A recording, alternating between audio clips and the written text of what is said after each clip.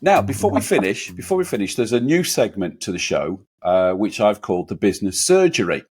And I've asked listeners, and you can send in your suggestions as well, but I've asked our listeners to send in business problems, which myself and whoever's the guest that week will give a quick potential solution to. I'll give my answer first, then James can give his suggestion. So this question came in from John Wright of StatsDrone, and he asked, when should a company consider bringing in external advisors or non-exec directors? James, I'll let you have a think about that first. From my point of view, I always feel that bringing in external advisors is important when you're going to the next stage, whatever that next stage might be.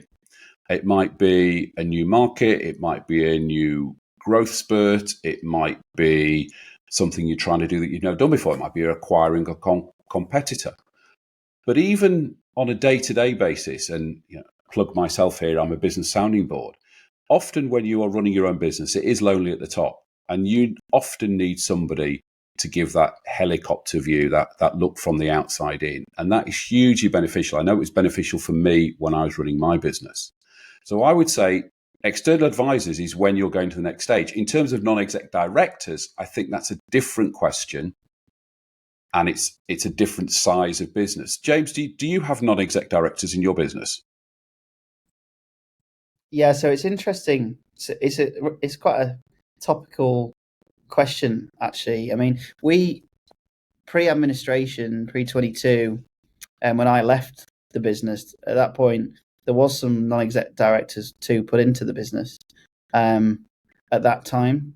And I can look back on it now and think, well, we didn't really get the value out of that at the time. And I don't think that was because the idea wasn't right. I think if you're going to do it and you want to put non-exec directors into the business, it's got to be off the back of a strategy point within your own business, not just because you think it's the done thing. I think a lot of businesses can go, oh, well, we've got to this size and scale, and we're a family or we are an entrepreneur and we've done this, and so we think, which is about the time we should bring in a non-exec director.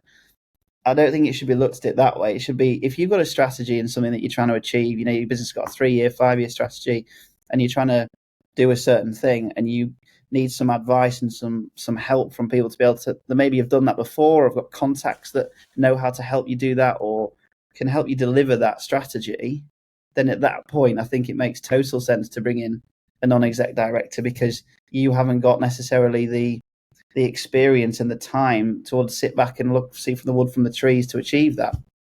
So that would be my way of looking at it.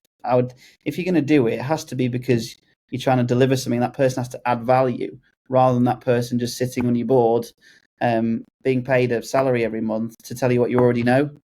Yeah. No, I agree with that. And I think one other thing as well, and you've just touched on that, I think one other thing, whenever you're bringing any external advisor in, whether it be a coach, a consultant, a mentor, a business sounding board like myself, is actually you need a clear target. Why have you brought this person in, and what is the aim of what they are, what you want them to try and do? Where do you want to add the value? And you're absolutely right with that, James. So if anybody else has any listeners or viewers have a business problem they want the business surgery to solve, drop me an email, phil@leedsbusinesspodcast.com.